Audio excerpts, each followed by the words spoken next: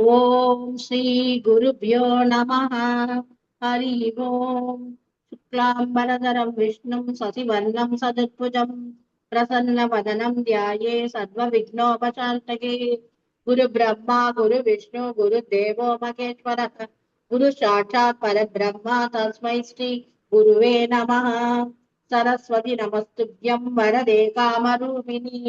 विद्यारम्भं करिष्यामि सिद्धिर्भवतु मे सता। ध्यानं पीताम्बरं करविराजित शङ्खचक्र कौमोदगी सरसिजं करुणासमुद्रं राधा सगाय मदिसुन्दरमन्दासं वातालये सन्मनिषं हृदि भावयामि। ॐ नमो भगवते वासुदेवाय। ॐ श्रीकृष्णाय परब्रह्मणे नमः। अथ श्रीमन्नारायणीयं प्रथमं दशकं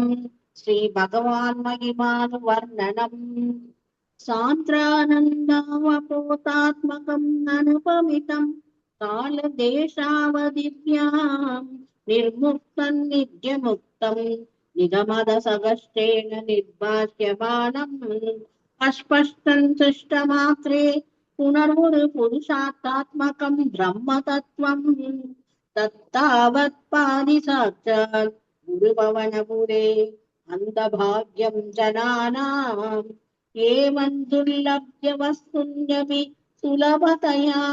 हस्तलब्धे यदन्यत् दन्वा वाचा धिया वा वदति वदजन सूत्रदैव स्फुटेयम् एतेदावत् वयन्तु चिरतरमनसा विश्ववीडा भगत्यै निःशेषात्मानमेनं गुरुभवन पुराधीश मेवाश्रयामः।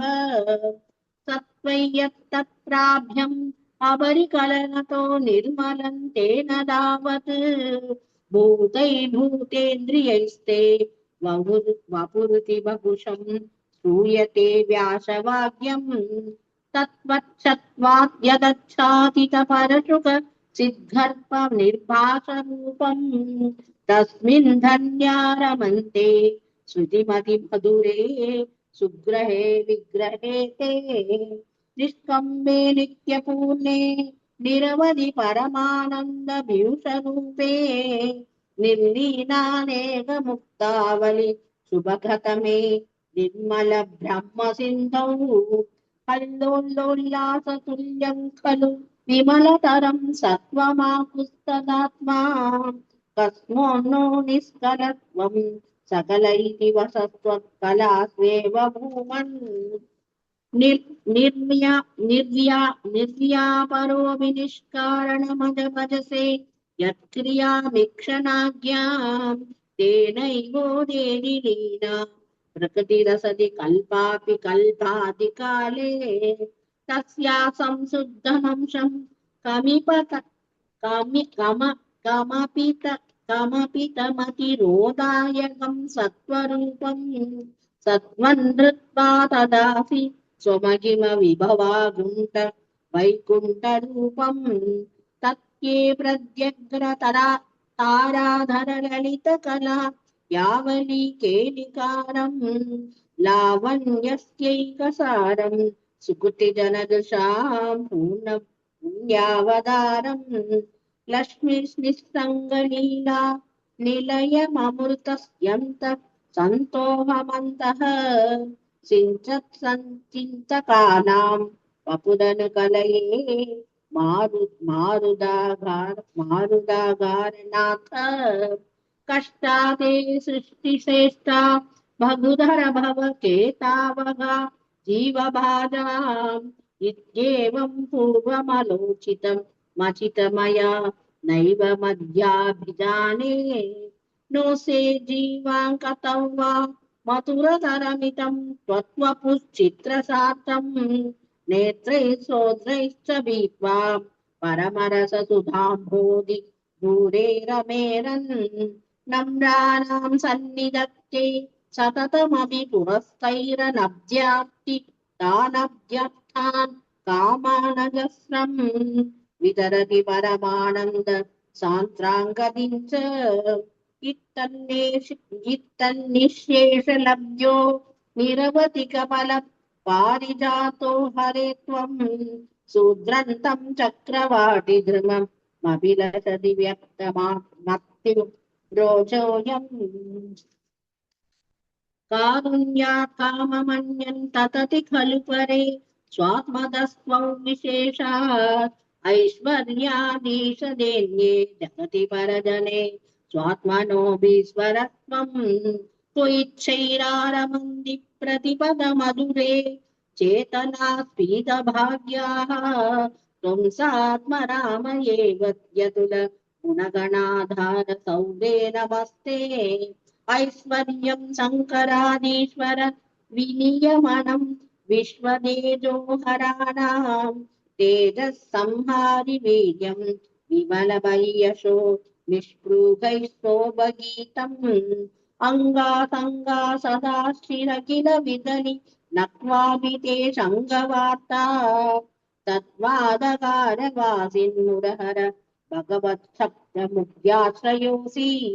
ఇది శ్రీమన్నారాయణీయే శ్రీ భగవాన్ మహిమాను వర్ణనం నామ ప్రథమం దశకం సమాప్తం నారాయణాఖిల గురో భగవన్ నమస్తే నారాయణాఖిల గురో భగవన్ నమస్తే అత ద్వితీయం దశకం శ్రీ భగవత్ రూప వర్ణనం సూర్యస్మర్తి క్రీటమూర్ధ్వతిలక ప్రోత్వాసి బాలాంతరం కారుణ్యకుల నేత్రమాత్ర హసితోల్లాసం సునాసాపుటం కంఠోత్యన్మకరాభకుండలయుగం కంఠోజ్వల కౌస్తుభం స్తోత్రువౌవనమాల్యహారపటల శ్రీవత్సదిభ్రంబదే కేయూరాంగద కంగనోత్తమ మహారత్ నాంగులీయాంగిత శ్రీమద్బాగు సదుష్క సంగతగత శంఖారి పంకే గుహాం కాంచిత్ కాంచన కాంచిలాంచితలసత్ పీతాంబరాలంబిని ఆలంబే విమలాంబుజద్యుతిపదాం మూర్తిందవాతిచ్చితం యత్రైలోక్యమగీయసోऽపిమహితం సమ్మోగనం మోగనాత్ కాంతం కాంతినితానతోऽపి మధురం మాధుర్య దుర్యాతపి సౌందర్యోద్ధరతోऽపి సుందరతరం తత్రూపమాశ్చర్యజో వ్యాశ్చర్యం భువనేన కట్యకుటుకం ఉష్ణాది విష్ణో విభో తత్తాతృ మధురాత్మకం తవ వపు సంప్రాప్య సంపన్మయీ సా దేవీ పరమోత్సుక చిరతరం నాస్తే స్వభక్తేష్వపి తేనాశ్య పద కష్టమచ్యుత విభో తత్రూప మానోగ్నః ప్రేమస్థైర్యమయాద సబలాబల చాపల్యవార్తోత్తమూ లక్ష్మీ స్థావక రామణీయక హృతైవేయం పరే స్వస్తిరేతి అస్మిన్నన్యత విప్రమాణమధునా వక్ష్యామి లక్ష్మీపతే ఏ త్వధ్యాన గుణాను కీర్తన రసా సప్తాహి భక్తా జనాః దేశేషా వసతి స్త్రైవతైద ప్రస్తావ తత్తాదరా ఏవం భూత మనోజ్ఞతా నవసుతా నిష్యంత సంతోహనం త్వద్రూపం పరచిత్రసాయనమయం తేతోహరం శృణ్వతాం సత్యప్రేరయితే మతిం మదయతే రోమాంచయత్యంకగం వ్యాసించత్యమిశీతబాష్పవిశరైరాణాన్ రాణానందమూర్ఛో భవైః ఏవం భూతదయా హి భక్త్యభిగితో యోగः స యోగద్వయా కర్మ జ్ఞానమయా పురుషోత్తమదరో యోగీశ్వరైర్జీయతే సౌందర్యైకరసాత్మకే త్వయి ఖలు ప్రేమ ప్రకర్షాత్మికా భక్తిర్నిశ్రమమేవ విశ్వపురుషైర్లభ్యా రమావల్లభ నిష్కామన్నియత స్వధర్మచరణం యత్కర్మ యోగాభిష్టం తత్తూరేద్య బలై యదౌ నిషత్ జ్ఞానోప లభ్యం పునః తత్వ్యక్తదయా సుదుర్గమదరం चित्तस्य तस्मोत् विभो त्वत्प्रेमात्मकभक्तिरेव सततं स्वादीयसी श्रेयसी अध्यायासकराणि कर्मफलान् आश्चर्यनिर्यन्मलाः बोधे भक्तिभते तवाभिरुचितताम् आयन्ति किं तावता क्लिष्ट्वाधत्कपते परं तव वभु ब्रह्माख्यमन्ये पुनः चित्तात्त्वं हृदे विचिन्त्य बहुभिः जन्मान्तरैः त्वद्भक्तिस्तथा रसामृतधरी निर्मज्जनेन स्वयं सिद्ध्यन्ती विमलप्रबोधपदवीम् अक्लेशतस्तन्वती सत्यस्थिद्धिहरिधयद्यै विभो सैवास्तु मे त्वत्पदप्रेम प्रौढिरसात्रदादरम् वातालयादीश्वर इति श्रीमन्नारायणीये श्रीभगवद्रूपवर्णनम् नाम द्वितीयं दशकं समाप्तम् नारायणाखिल गुरो भगवन्नमस्ते नारायणाखिल गुरो भगवन्नमस्ते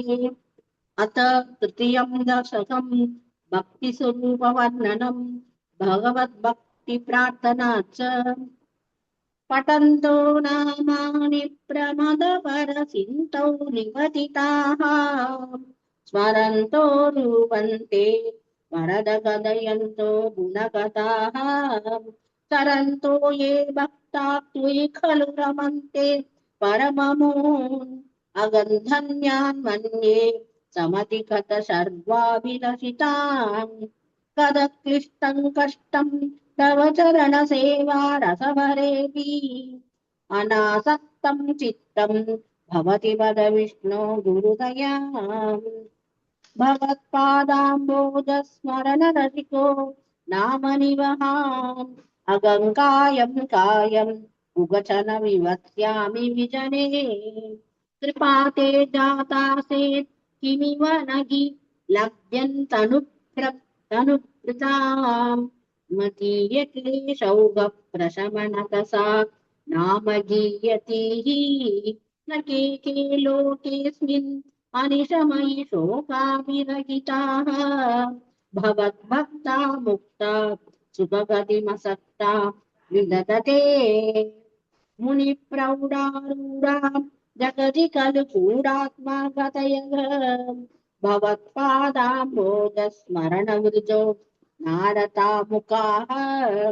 चरन्तीशस्वैरं सततपरिनिर्पादपरति सदानन्दा वैदप्रसुरपरिमग्ना इव परम् भवद्भक्तिस्मिता भवतु मम सैव प्रसमये अशेषक्लेशौ कन्न खलु हृदि सन्देहकणिका न चेद्व्यासयोक्ति तव च वचनन्नैकमवसर भवेन्मिथ्यारत्या पुरुषवशनप्रायमखिलम् भवद्भक्तिस्तावत् प्रमुखमधुरा त्वद्गुणारसात् किमप्यारूढा चेदखिलपरिताप प्रचमनी पुनश्चान्ते स्वान्ते विमलपरिभूतोदयमिलन् महानन्दाद्वैतं दिशति किमदप्राप्यम् अवरम् वितूय क्लेशान् मे गुरुचरणयुग्मन् दीर्घरसम् भवत्क्षेत्रे प्राप्तौ करमपि च ते पूजनविदौ भवन्मूर्त्यालोके नयनमदखे पादतुलसी परिघ्राणे घ्राणं श्रवणमपि ते चारुचरिते प्रभूदाधिव्याधि प्रसवसलिते मामकहृति तुदीयन्तद्रूपम् परमसुगतिद्रूपमुदीयान् उतञ्चत्रो माञ्चो कलितपगु हर्षास्तु निवहः यथा विस्मर्यासं गुरुपशमभीता परिभवान् मरुत्केहाधीश त्वयि खलु परञ्चोऽपि सुखिनः भवत्स्नेहुसोगं सुभगपरितप्ये च किमिदम् अकीर्तिस्ते मा भूद्वरद कथभारम् भवद्भक्तोत्तंसं भारं प्रशमयन् भवद्भक्तोत्तंसं जडिति कुरुमां तमस्तमनः तमनः किमुक्तैर्भूयोभिस्तव हि करुणा यावदुदीयादगन्धावद्देव प्रगितविविधाट्ट प्रलपितः पुरक्लृप्ते पादे वरद तव नेष्यामि दिवसान् यदा शक्तिव्यक्तं नदिमुदिनिषेवा विरसयन् इति श्रीमन्नारायणीये भक्तिस्वरूपवर्णनं नाम भक्ति प्रार्थना चेति तृतीयं दशकं समाप्तम्। नारायणाखिल गुरो भगवन् नमस्ते। नारायणाखिल गुरो भगवन् नमस्ते। अथ चतुर्थं दशकम् अष्टाङ्गयोगवर्णनं योगसिद्धिवर्णनं च कल्यतां मम गुरुष्व तावती कल्यते भवतुपासनय्यया स्पष्टमष्टविधयोगसंज्ञया पुष्टया सुतव तुष्टिमाप्नुयात् ब्रह्मचर्य दृढतादिवीर्यमैराप्लवादि नियमैश्च पाविताः कुरुमगे दृढममि शुकासनम् पङ्गजात्मभिमा भवत्पराः तारमन्तरनुचिन्त्य सन्ततम्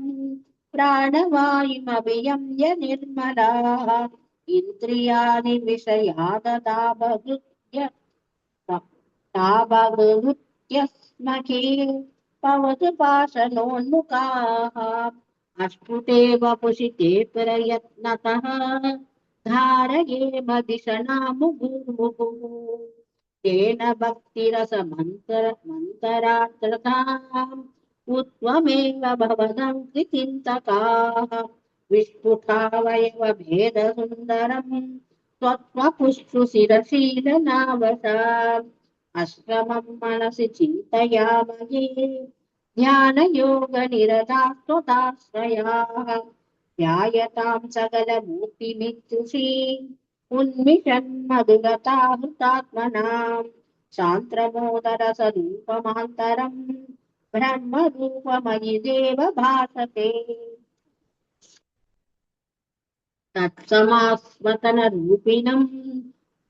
स्थितितं त्वत्समाधिमयि विश्वनायक आश्रितः पुनरतः परिच्युतौ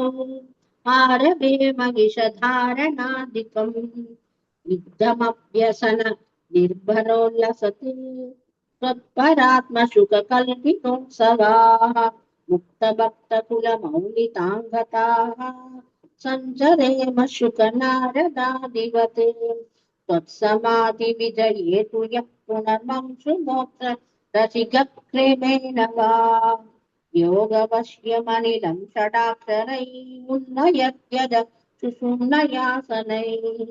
लिङ्गतेऽहमपि सन्त्यजन्नतः लीयते त्वयि परे निराग्रहः ऊर्ध्वलोकि कुतिकितुमूर्त तत्सात्तमेव करणैर्निरीयते अग्निवाशरवनक्षपक्षकैरुद्धरायण जुषाक्ष तैवतैः प्रापितो रविपदं भवत्परः मोतवान् ध्रुवपतान्तमीयते आस्थितोतमकरालये यथा शेषवक्त्रधगनोऽस्मनाद्यते ईयते भवतु पाश्रयस्तदा वेदशपदमतः पुरैव माम् तत्र वा तव पदे तवावसन् प्राकृतप्रलययेति मुक्तताम् स्वच्छया खलु पुराभिमुच्यते संविभित्य जगदण्डमोजसा तस्य चक्षिति भयो मगो व्योमकप्रकृतिशब्दकावृतिः तत्तदात्मकतया विशन् सुखी यादिते पदमनामृता विभो अर्चिरादिगरिनीतृषि व्रजन् विच्युदन्न भजते जगत्पते सच्चिदात्मक भवद्गुणोदयामुच्चरन्तम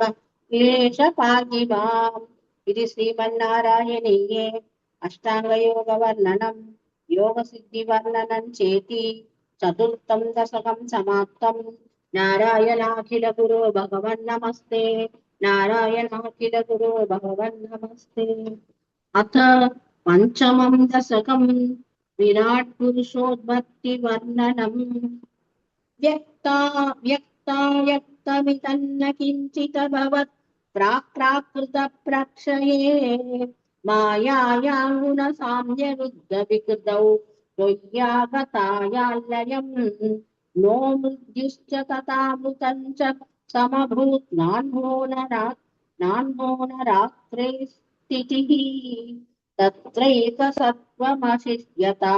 किल परानन्द प्रकाशात्मना कालकर्म गुणाश्च जीवनिवः विश्वं च कार्यं विभो चिल्लीलारतिमेयुषि त्वयि ददा निर्लीनतामायुः देशान्नैव वतन्त्य सत्त्वमयि भो सत्यात्मनाधिष्ठताम् नो चेत् किं गगनप्रसूनसदृशाम् भूयो भवेत् सम्भवः एवं च त्वपरार्थकाल विकदायीक्षां शिक्षात्मिकाम् बिभ्राणे त्वयि शुक्षुभे त्रिभुवनि भावाय माया स्वयं मायात खलु कालशक्तिर किलातृष्टं स्वभावोऽपि च प्रादुर्भूय प्रादुर्भूय प्रादुर्भूय गुणान् विकास्य विदधु तस्याः सगाया क्रियाम् माया सन्निहितो प्रविष्ट वपुषा साक्षितो गीतो भवान् वेदैस्तां प्रतिबिम्बतो विविशिवान् जीवोऽपि नैवापरः कालादिप्रदबोधिता भवता संज्योतिताच्च स्वयं माया सा खलु बुद्धितत्त्वं सृजत् योऽसौ मगानुच्यते तत्रासौ त्रिगुणात्मकोऽपि च महान् सत्त्वप्रधानः जीवेऽस्मिन् खलु निर्विकल्प मगमिद्युद्बोधनिष्पादकः चक्रेऽस्मिन् सविकल्पबोधमघं तत्त्वं महाङ्कल्वसौ सम्पुष्टं त्रिगुणैः तमोदिबहुलं विष्णो भवत्प्रेरणा सोऽहं च त्रिगुणक्रमात् त्रिविधथा मासाद्य वैकारिकः भूयस्तैजतामसविधि भवत्नाट्येन सात्वात्मना देवानिन्द्रियमाणिनो कृत दिशावादर्कपाश्यास्मिनः वह्नीन्द्राच्युतमित्रकान् विदुविदिः श्रीरुद्र शारीरकान् भूमन्मानसबुद्ध्यहङ्कृतिमिलत् सिद्धाख्यवृद्ध्यन्वितम् तच्छान्तःकरणौ विबोधव बलात् सत्त्वां स एवासृजत् जातस्तैजसतो दशेन्द्रियगणा तत्तामशांशात् पुनः तन्मात्रन्नभसो मरुत्पुरपदे शब्दो जनित्वत्बला शब्दादात् व्योम ततः स जद्दितविभो स्पर्शन् ततो मारुतम् तस्मात् रूपमतो मको दश रसं रोयं च गन्धं महीम् एवं माधव पूर्वकलनात् दात्यात्यधर्मान्वितम् भूतग्राममिमं त्वमेव भगवन् प्रकाशयस्तामसात् एते भूतगणा सतेन्द्रियगणा देवाश्च जाता पृथक् मोसेते पुर्भुवनान्तर्निर्मितिविदौ देवैरमीभिस्ता त्वन्नानाविधश्चुक्तिभिर्नुतगुण तत्त्वान्यभूया विशन् चेष्टाशक्तिमुदीर्य धानि घटयन् हैरण्यमण्डं यथा अष्टम् अण्डन् तत्कलि पूर्वसृष्टसलिले तिष्ठत्सहस्रं समाह निर्बिन्दन्न कृता चतुर्दश जगद्रूपौ विराडाद्वयम् श्रावस्त्रैकरपादमूर्तनिवहै निःशेषजीवात्मकः निर्बाधोऽसि मरुत्पुरादिवसमाम् त्रायस्व सर्वामया इति श्रीमन्नारायणीये विराडपुरुषोत्पत्तिवर्णनं नाम पञ्चमं दशकं समाप्तम् नारायणाखिल गुरो भगवन्नमस्ते नारायणाखिल गुरो भगवन्नमस्ते।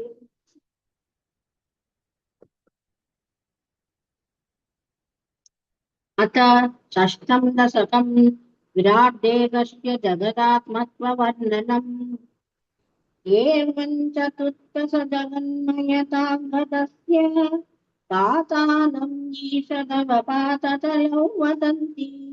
पादोपदेशमविदेवरसतलन्ते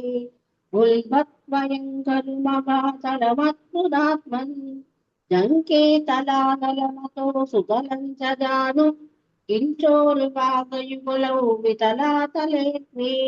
शोणीतलं जगनमम्बरमङ्घनाभिः वक्षश्च चक्रनिलयस्तव चक्रपाणे श्रीवामकस्तव मुखं च जनस्तपस्तु पालं निरदस्व समस्तभयस्य सत्यम् एवं जगन्मयतनो जगदास्मि तैरभ्यन् यैर्निवत्तवपुषे भगवन्नमस्ते त्वद्भ्रमरन्धरपदमीश्वर विश्वगन्त दन्तांसि केशव गणास्तव केशपाशाः उल्लासि चिल्लियुगलन् दृगिणस्य केगम् पक्ष्माणि रात्रिदिवसौ सविता च नेत्रे निःशेष विश्वरसना च कटाक्षमोक्षक कर्णौ दिशोऽस्मियुगलन् तव नासिके त्वे लोभत्रमे च भगवन् न करोत्तरोष्टक तारागणास्तदशना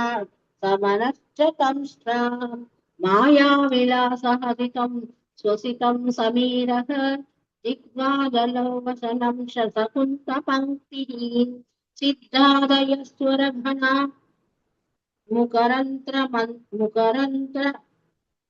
मुकरन्त्रमग्निः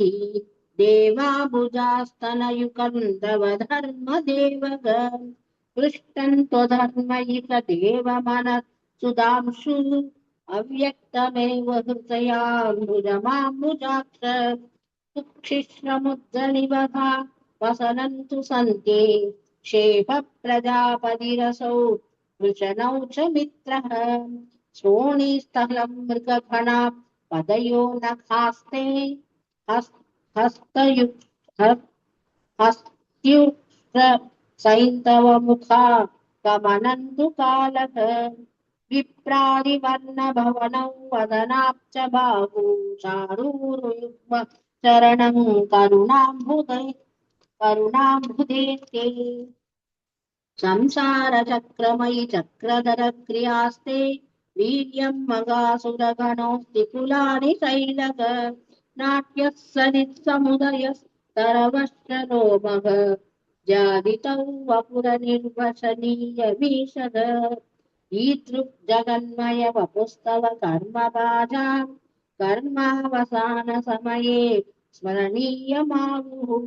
तस्यान्तरात्मा वपुषे विमलात्मनेते वातालयादिव नमोऽस्तु निरुन्तिरोगान् इति श्रीमन्नारायणीये विराट्देहस्य जगदात्मत्ववर्णनं नाम षष्ठं दशकं समाप्तम् नारायणाखिल गुरो भगवन्नमस्ते नारायणाखिल गुरो भगवन्नमस्ते। अथ सप्तमं दशकम्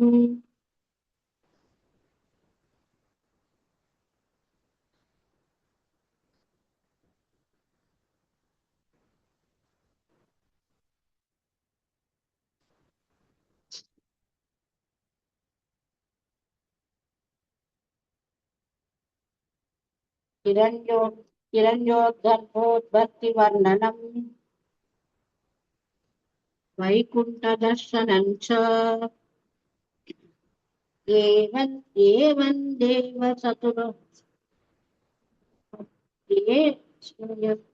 एवं देव चतुर्दशात्मक जगत् रूपेण जाता पुनः तस्योत्वं खलु सत्यलोकनिलये जातोऽसि तदा स्वम् यं संसन्ति हिरण्यगर्भमखिल त्रैलोक्यजीवात्मकम् योऽभीत्सद्भिदरजो विकारविकसन्नानाशिक्षारसः सोऽयं विश्वविसर्गतप्तः सम्भष्ट्यमानः स्वयं भूतां कल्वनवाप्य विश्वविषयं चिन्ताकुलस्तस्तिवान् तावत् त्वां जगतां वदे तपतपेद्येवं हि वैकायसी वाणीमेनमशिश्रवस्तुतिसुखां कुर्वं सबप्रेरणाम् कोऽसौ मामवतद्भुमानिति गणापूर्णे जगन्मण्डले दिक्षु दिक्षय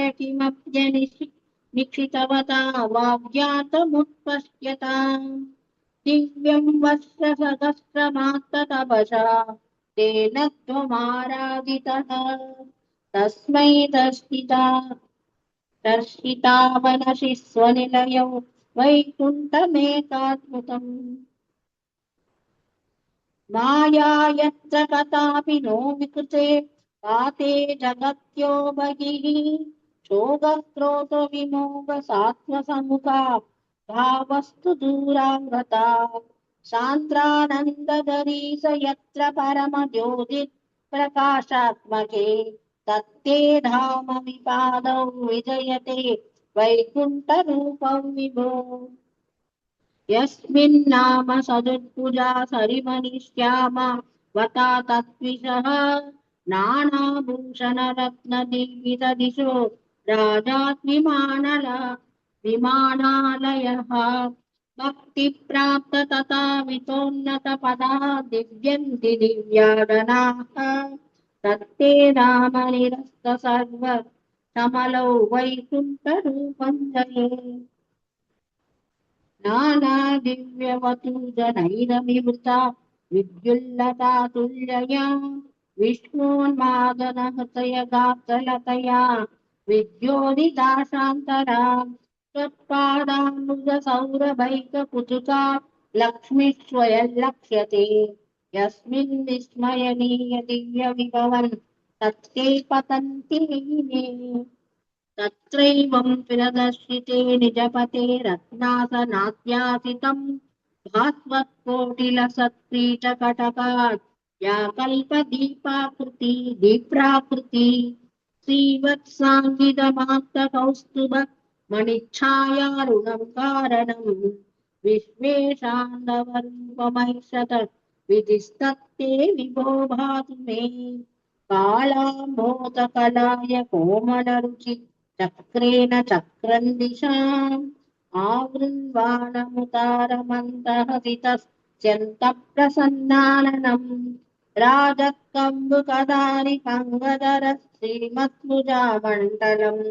द्रष्टुस्तुष्टिकरं वपुस्तव विभो मद्रोगमुद्वासये दृष्ट्वा सम्भ्रम कमलभूत् त्वत्पादपातोरुहे हर्षावेशवशौवतो निपितप्रीत्या भूतार्तिभवन्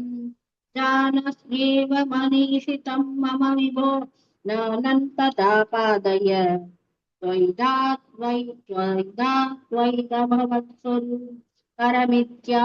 षष्ठतं त्वां वदे आतारं चरणे विनम्रमततं हस्तेन हस्ते स्पृशन् गोतस्ते भविता न सर्गविधिभिः बन्धोऽपि सञ्जायते विद्यावाच्यकिरं प्रदोष्य नितरान् सच्चितकूटस्वयं सृष्टौ तं समुदैरयः स भगवन् उल्लास योल्लाभताम् इति श्रीमन्नारायणे हिरण्यगर्भोत्पत्तिवर्णनम् वैकुण्ठदर्शनम् चेति सप्तमं दशकं समाप्तं। नारायणाखिल गुरो भगवन्नमस्ते। नारायणाखिल गुरो भगवन्नमस्ते। अत अष्टमं दशकं प्रलयवर्णनं जगत्सृष्टिप्रकारवर्णनं च एवं तावत् प्राकृत प्रक्षयान्ते रामे कल्पयादिमे लब्धजन्मा ब्रह्मा भूयस्त्वत्त एवाप्यवेदान् सृष्टिं चक्रे पूर्वकल्पोपमानाम् सोऽयं चतुर्युग सहस्रमितान्यहानि तावन्मितास्तरजनी बहुशो गनिनाय मित्रात्यसौ त्वयि निलीय समं स्वसृष्टैः नैमित्तिकप्रलयमाहूरतोऽस्य रात्रिम् अस्मातृषां पुनरहर्मुखकृत्य तुल्यां सृष्टिं करोत्यनुदिनं स भवत्प्रसादान् प्राग्ब्रह्मकल्पजनुसाञ्च परायुषान्तु शुद्धप्रबोधनसमाप्ति तथापि सृष्टिः पञ्चाशदत्तमधुना स्वयोर्तरूपम् एकं परात्तमधिविद्य हि वर्तदेशौ तत्रान्त्यरात्रिजनितान् कथयामि भूमन् पश्चाद्दिनावतरणे च भवद्विलासान् दिनावसाने च सरोजयोनिः सुषुप्तिकामस्त्वयि सन्निलिन्ये जगन्ति सत्त्वजठरं समीयुः सकेतमेकार्णवमास विश्वम् तवैव वेशे फणिरादिशेषे जलैकशेषे भुवनेष्मशेषे आनन्तसान्द्रानुभवस्वरूपः स्वयोगनिद्रा परिमुद्रितात्मा कालाद्यशक्तिं प्रलयावसाने प्रबोधयेत्यादिशदाखिलादौ त्वया प्रसुद्धं परिशुद्धशक्तिं व्रतेन तत्राखिल जीवदाम्ना चतुर्युगाणां च सहस्रमेवं त्वयि प्रसुद्धे पुनरद्विधीये कालाज्ञशक्तिप्रथमप्रबुद्धा प्राबोधयत्वां किल विश्वनाथ विभुत्य च त्वं जलकल्पशायिन् विलोक्य लोकानखिलान् प्रलीनान् देष्वेश सूक्ष्मात्मतया निचन्दचिदेषु विश्वेषु तदा ददृष्टिम् ततस्त्वदीयतनिनाभिरन्त्रा कुतञ्चितं किञ्चन दिव्यपद्मम् निलीननिःशेषपदार्थमाला संक्षेपरूपं मुकुलायमानम् ततेततम्भोरुककुट्मलन्ते फले परातोयपदे प्ररूढम् भगीनिरीतं परिदस्फुरद्भिः स्वधाम विद्वां समनन्य कृन्तत् संफुल्लपत्रे नितरा विचित्रे तस्मिन् भवद्वीर्यधृते सरोजे सपद्मजन्मा विधिराविराशि स्वयं प्रमुक्ता गिरवेदराशि अस्मिन् परात्मन्यनुपात्मकल्पे त्वमित्तमुत्थापितपद्मयोनिः अनन्तभूमा मम रोगराशिं निरुन्ति बाधालयवास विष्णो इति श्रीमन्नारायणीये प्रलयवर्णनं जगत्सृष्टिप्रकारवर्णनं चेति अष्टमं दशकं समाप्तम् नारायणाखिल गुरो भगवन्नमस्ते नारायणाखिल गुरो भगवन्नमस्ते अथ नवमं दशकं जगत्सृष्टिवर्णनम् सितस्य कमलोद्भवत्तव हि नाभिभङ्गेरुहे कुतस्वितितमम्बुता उदितमित्यनालोकयन् तदीक्षणकुतूहलात् प्रतिदिशौ विवृद्धाननः चतुर्वदनधामगात् विदशदष्टदृष्ट्यम् दृष्ट्यम्बुजाम् महार्नव महार्णवविपूर्णितं कमलमेव तत्केवलं विलोक्य तदुपाश्रयन् तव तनुं तु नालोकयन् स एष कमलोदरे मयि निस्तभयोऽप्यगम् कुतः कुतस्विदितमम्बुजं समदनीति चिन्तामगात् अमुष्यति सरोरुह किमपि कारणं सम्भवेत् इति स्म कृतनिश्चय स खलु नालरन्त्रात्मनां स्वयोगबलविद्यया समवरूढवान् प्रौढधीः त्वदीयमतिमोगनन्न त्रिकले परं दृष्टवान् ततः स कलनालिकविवरमार्गगो मार्गयन् प्रयस्य शतवत्सरं किमपि नैव सन्तुष्टवान् निविद्य कमलोधरेषु गलिसन्न एकाग्रदिः समाधिबलमादते भवतु नुग्रहैकाग्रही सतेन परिवत्सरै धृतसमाधि कन्दोल्लसत् प्रबोध विशदीकृत स खलु पद्मिनि सम्भवः अदुष्टतरमत्कृतं तव हि रूप मन्ददृशा व्यसष्टपरिदुष्टदी भुजगभोगभागाश्रयम् किरीटमकुटोल्लसत्कटकहार केयूरयुगं मणिस्फुरितमेकलं सुपरिमितपीताम्बरम् कलाय कुसुमप्रभं कलतलोल्लसत्कौस्तुभम् वपुस्ततै भावये कमलजन्मने दर्शितम् श्रुतिप्रगरदर्शितप्रचुरवैभव श्रीपते हरे जय जय प्रभो पदमुपैषि तिष्ठ्यादृशोः कुरुष्वध्यामासु मे भुवननिर्मितौ कर्मटाम् इति द्रगीणवर्णित स्वगुणभङ्गिमा वागिमाम् लपश्व भुवनत्रयीरचन दक्षदामक्षताम् गृहाणमदनुग्रहम् कुरु तपश्च भूयो विते भवद्वकील साधनी मयि च भक्तिरत्युत्कटे द्वितीयग्रमा तथा मुदितसेतसौ वेदसम् शतं कृततपास्ततः स खलु दीयसंवत्सरान् अवाप्य तपोबलं मतिबलं च पूर्वाधिकम् उदीक्ष्य किल कम्पितं वयसि पङ्कजौ वायुना भवत्फलविजृम्भितः भवन पादसीतीतवान् तवैव कृपया पुनः सरसीजेन तेनैव सह प्रकल्प्य भुवनत्रयी प्रवृत्ते प्रजानिर्मितौ तथामिता कृपभरो गुरुमरत्पुराधीश्वर त्वमाशु परिपाहि मां गुरुदयोक्षितैरीक्षितैः इति श्रीमन्नारायणीये जगत्सृष्टिवर्णनं नाम नवमं दशकं समाप्तं नारायणाखिल गुरो भगवन् नमस्ते नारायणाखिल गुरो भगवन् नमस्ते अथ दशमं दशकं सृष्टिवैविध्यवर्णनम्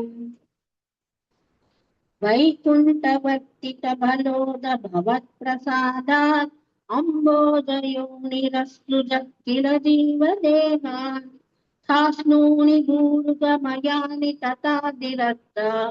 जातिं मनुष्यनिवहानभिदेव भेदान् मिथ्याग्रहास्मिमतिराग विकोपभीतिः अज्ञानवृद्धिमिति पञ्चवितांश श्रुत्वा उद्दामतामसपदार्थविधानधूनग तेने द्वितीयचरणस्मरणौ विशुद्ध्यै तावः ससज्जमनसा सनकं सनन्तम् भूयः सनातनमुनिं च सनत्कुमारम् ते शिष्टिकर्मणि तु तेन नियुज्यमाणाः त्वत्पादभक्तिरसिका जगपूर्णवाणिम् तावत् प्रकोपमुदितं प्रतिरुन्त ततोऽस्य धूमत्यदोजनिमृतो भवते गदेशः नामानि मे गुरुपदानि स हाविरिञ्चेद्यादौ रुरोध किल तेन स रुद्रनामा एकादशावयतया च विभिन्नरूपं रुद्रौ विधाय दयिता वनिता च तत्त्वा तावन्त्यदत्तसपदानि भवत्प्रणुन्नः प्रागप्रजाविरचनया च सादरन्थम् रुद्राविरुष्टभयदाकृतिरुद्रसङ्गत्सम्पूयमान भुवनत्रयभीतचेताः मा प्रजासुज तपश्चर मङ्गलाये ध्यासत्ततं कमलभूत् भवदीरिदात्मा तस्यादसर्गरसिकस्य मरीचिरत्रिः तत्राङ्गिराक्रतुमुनि पुलगपुलस्त्यः अङ्गारदायत भृगुश्च वसिष्ठदक्षौ श्रीनारदश्च भगवन् भवतङ्क्रिदासः धर्मादि धर्मादिकानभिसृजन्नतकर्तमञ्च वाणीं विदाय विधिरङ्गजसङ्कुलोऽभूत् त्वत्पोदितैस्तनगदक्षमुखैस्तन्नुजैः उत्पोदितश्च विररामधमो विमुञ्चन् वेदान् पुराणनिवहानभि सर्वविद्याः कुर्वन्निजानगणाः चतुरानस्नोऽसौ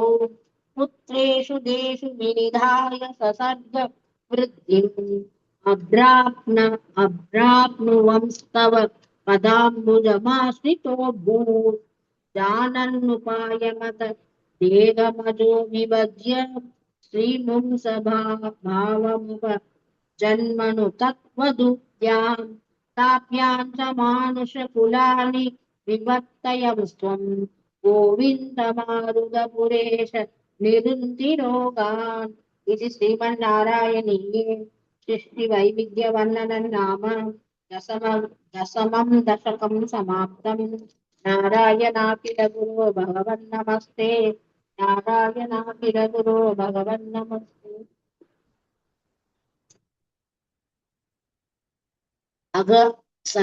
अत एकादशं दशकम् सनकादिना वैकुण्ठप्रवेशवर्णनम् जय विजय साभवर्णनम् हिरण्यकशिपु हिरण्याक्षोत्पत्तिवर्णनम् च क्रमेण सर्गे परिवर्धमाने कथापि दिव्या सनकातयस्ते भवद्विलोकाय विकुण्ठलोकम् प्रभेदिरे मारुतमन्दिरेश मनोज्ञनैश्रेयसगाननाट्यैः अनेकवापी मणिमन्तरैश्च अनोपमन्तं भवतो निकेतं मुनीश्वरा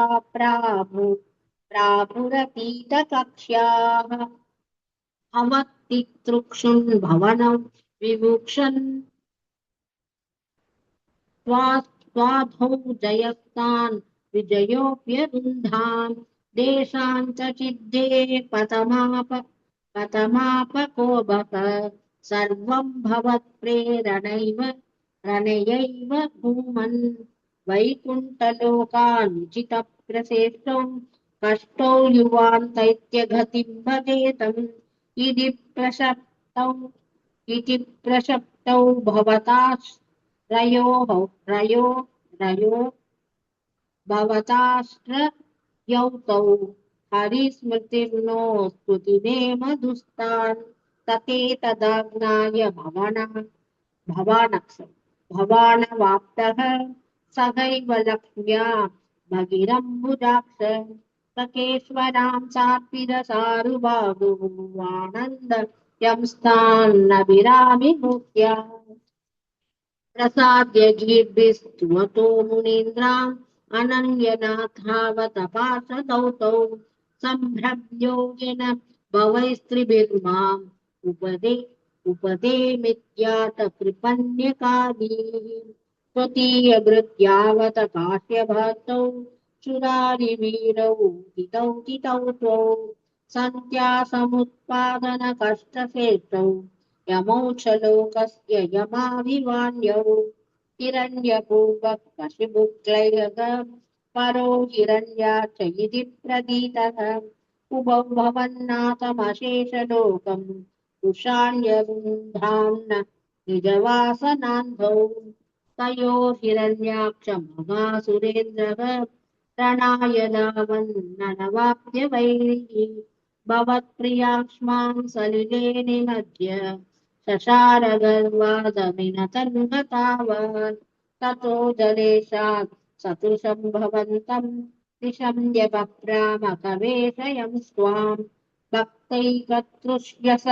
कृपानिधे त्वं निगन्ति रोगान् मनुदालयेश इति श्रीमन्नारायणीये सनकादिना वैकुण्ठप्रवेशवर्णनम् जय विजयशाखवर्णनम् हिरण्यकशिपु जरण्याक्षो भक्तिवर्णनम् चेति एकादशं दशकं समाप्तम् नारायणाखिल गुरो भगवन्नमस्ते नारायणाखिल गुरो भगवन्नमस्ते अथ द्वादशं दशकं वराहावतारवर्णनम् भूमियुद्धरणवर्णनम् च स्वायम्भुवो मनुरतो जनसर्गशीलग दृष्ट्वा महीमसमये सलिले निमग्नाम् शिष्टारमापचरणौ भवदङ्घ्रिसेवा दुष्टाशयम् मुनिजनैः सह सत्यलोके कष्टं प्रजा सृजति मह्यवनि निमग्नाः स्थानं सरोज भव कल्पय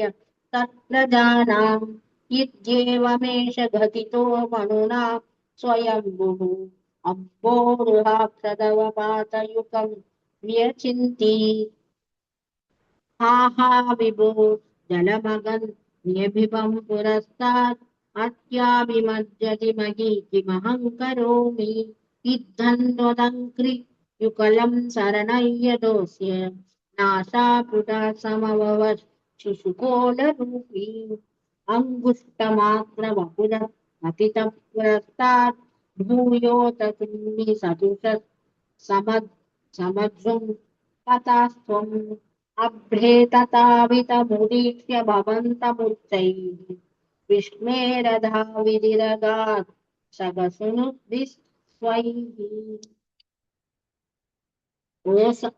कोसावचिन्त्य महिमा किरिरुद्धिधो मे नाशापुटात् किमु भवेदजितस्य माया इद्धौ विचिन्तयति धातरि शैलमात्रः सत्यो भवन् किल जगज्जिदघोरघोरम् तन्ते निनातमुपपन्य जनस्तपस्था सद्यस्थिताश्च मुनयो मुमुर्भवन्तम् तत्स्तोत्रहर्षुलमनाः परिणत्य भूयः तोयाशयौ विपुलमूर्तिरवाद तस्त्वम् मूर्ध्वप्रसारी धरिधूम्र विदूतरो मा प्रोक्षिप्तबालदिर् अवाङ्मुखघोरगोनग चूर्णप्रधीनजलतः परिघूर्ण स्तोतॄन् शिशिरयन् नवतेरितत्त्वम् अन्तर्जलन् ततनु शङ्गुलनक्रचक्रम् प्राम्यक्तिमिङ्गिरकुलम् कलुषोन्निमालम् अवीक्ष्य भीषणरवेण रसातलस्थान् आकम्पयन् वसुमती मगवेशयस्त्वम् विश्वाददैत्यहतकेतरसातलान्ते सौवेशितान् झटितिकूट किटिर्विभो त्वम् आपादुकान् अविगणय्य सुरारिकेतान् संशाङ्गुरेण वसुता मतताः सलीलम् अभ्युत्तरन्तरधरान् दशनाग्रलग्नमुस्ताङ्गुराङ्गितैवादिक भीवरात्मा उद्धूतघोरसलिलात् जलतेरुतञ्चन् कीटावरागवपुरीश्वरवान् आगिरोगान् इति श्रीमन्नारायणीये वरागावतारवर्णनम् भूमियुद्धरणवर्णनम् चेति द्वादशं दशकं समाप्तम् नारायणो किल गुरो भगवन्नमस्ते नारायणो किल गुरो भगवन्नमस्ते अथ त्रयोदशं दशकम् हिरण्याक्षवतवर्णनम् हिरण्याक्षन्दावद्वरभवदन्वेषणपरम् तरन्तं सावर्ते वयसि निजशङ्करपरिमिते भवद्भक्तो भक्तकपटपడుதி नारदमुनिः सनैरुचे नन्दन् तनुजमविनिन्दम् निन्दं स्तवबलम् समायामि विष्णुर्हरति भवति या वसुमती प्रभो कष्टं कष्टं किमिदमिति केनाभिगतितः न तन्क्वासौ क्वासामिति मुनिना दर्शितपदः भवन्तं सम्प्राप्तधरणीधरम् मुह्यन्तमुदागात् आहो आरण्योऽयं मृगहिति हसन्तं बहुधरैः दृप्तैर्विद्यन्तन् इति सुतमवज्ञान भगवन् महीन् दृष्ट्वा तं शिरसि सहितां स्वनेन मगसा भयोदवादाय प्रसभ मुदयूतामृतविधौ पतापानौ दैत्यत्वमभिः कृजितोन्नतकतः नियूदधेन क्रीटघटकट रवोत्कृष्टव्यता रणोलगौत्सुक्यान् मिलति सुरसङ्केततमम् निन्द्यासन्ध्यात प्रतत प्रथममिति तात्रा जगदिशे हतोन्मत्ते तस्मिन् तव खलु कथायान् इति भुवः कथाघातात् भूमौ झटिति पतिताय महकभोः मृत्युस्मेरास्यस्त्वं तनुजकुलनिर्मूलनचनं महाचक्रं स्मृत्वा करभुवि तथा नो रुरुचि ततः श्रीलं कालप्रतिमरुषि दैत्ये विष्णुजति त्वयि चिन्तत् येन करकलित चक्रप्रहरणां समारुष्टो मुष्या खलु वितुतं स्वां समादनो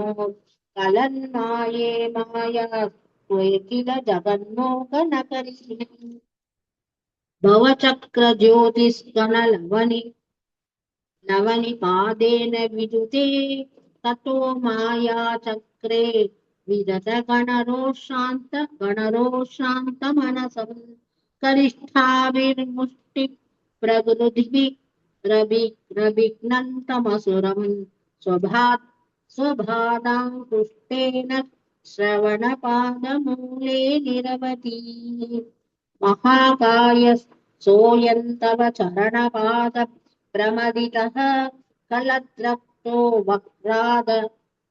वक्रादपत दृशिभिः श्लाघितजहतिः तदा त्वामुत्तामप्रमदपर विद्योदिहृद्याः मुनीन्द्रासान्त्राभि स्तुतिभिरनुवनत्वनतनुम्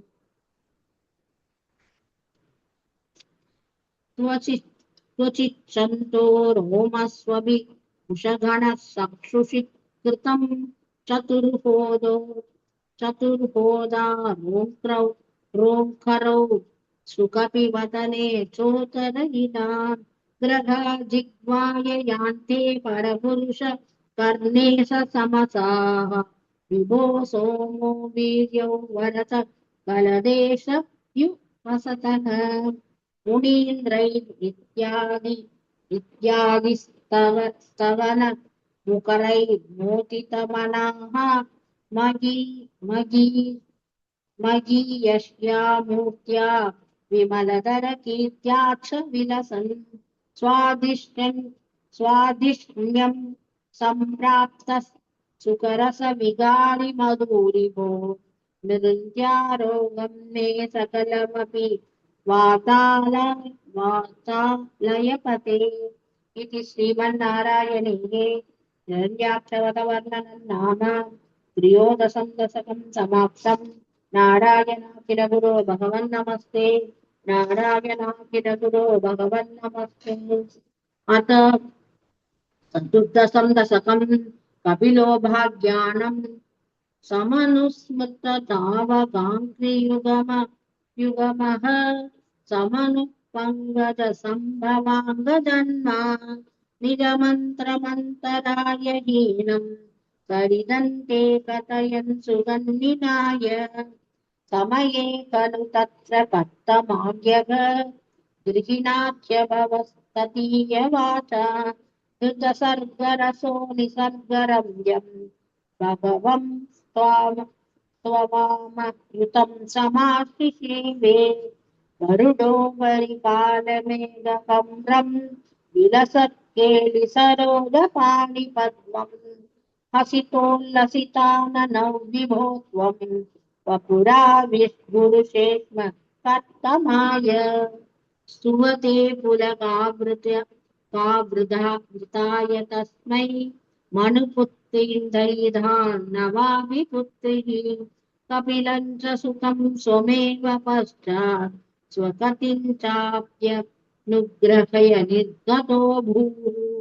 सनुमः सतरूपाय महिष्या गुणवद्या सुताय च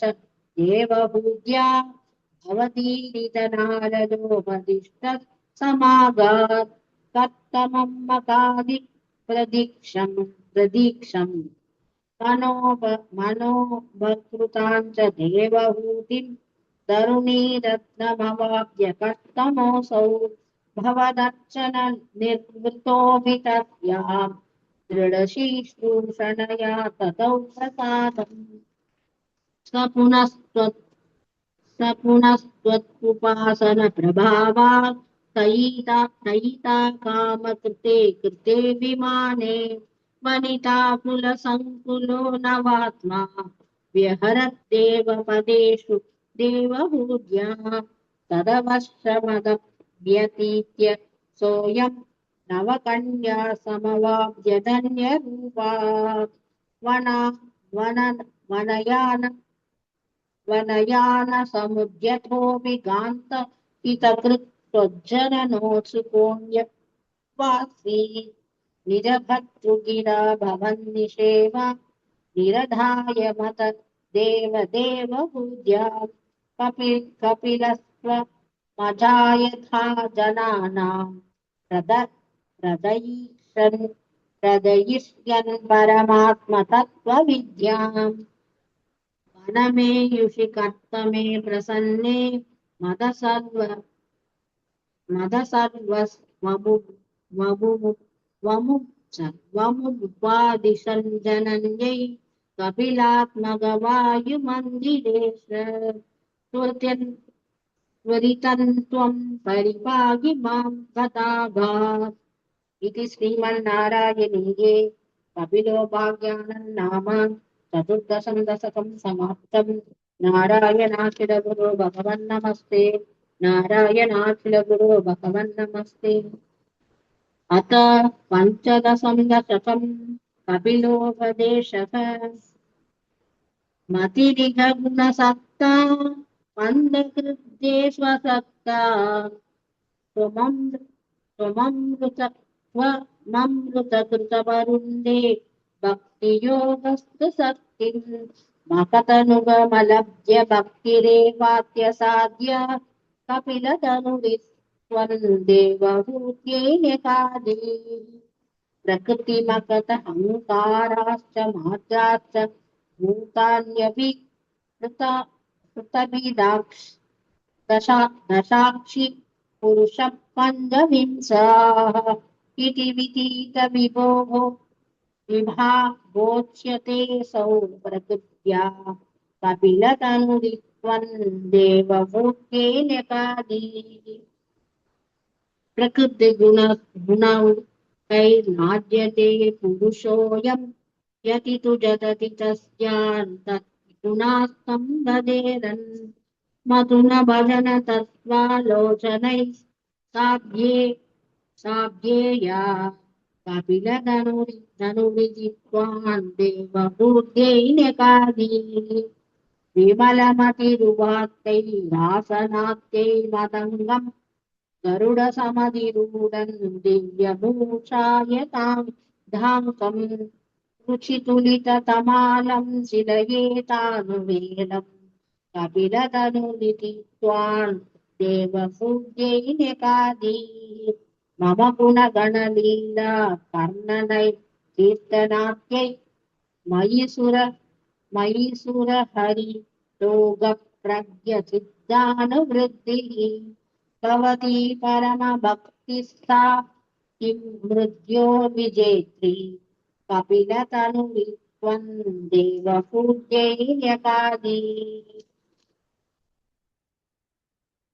हगबगुलहिंसा सञ्चिदात्तैः कुटुम्बम्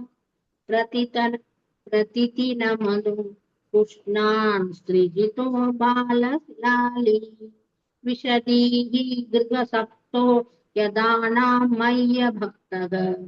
कपिलतनुरिति त्वां देवपूज्यैर्यकादीः युवतिजडरकिन्नो जातभूतोऽप्यकान्ते रसवगलितबोधप्रीतयोल्लङ्घ्य बाल्यम् पुनरविपदमुद्यत्येव दारुण्यकाले कपिलतनुरिति त्वां देवपूज्यैर्यकादीः पितृसुरगणयादिधार्मिको यो गृहस्थ सशभक्तिकाले दक्षिणात्मोपकामी मयि लिखितमहामङ्कर्म चूदत्पदार्थम् कपिलतनुरिति त्वां देवपूज्यैर्यकादीः इति सुविततवेद्यान् देवहे देवभूतिं कृतनुतिमनुग्रह्य त्वं ततो योगिसङ्गैः विमलमतिरक्तासौ भक्तियोगेन मुक्ता त्वमभिजनिधि तार्थौ वर्तसे प्राहुदीष्यां परम किमु भगुत्या त्वत्पदाम्बोजभक्तिं सकलभयविनेत्रीं सर्वकर्मोपनेत्रीं वतसि खलु धृतं त्वं तन्विदूयमान् मयान्मे पुरिभवनपुरेश त्वय्यु पादतस्त्वं पादतस्त्वं पतिम् इति श्रीमन्नारायणीये कपिलोपदेशं नाम पञ्चमं दशकं समाप्तम् नारायणाखिल गुरो भगवन्नमस्ते नारायणाखिल गुरो भगवन्नमस्ते।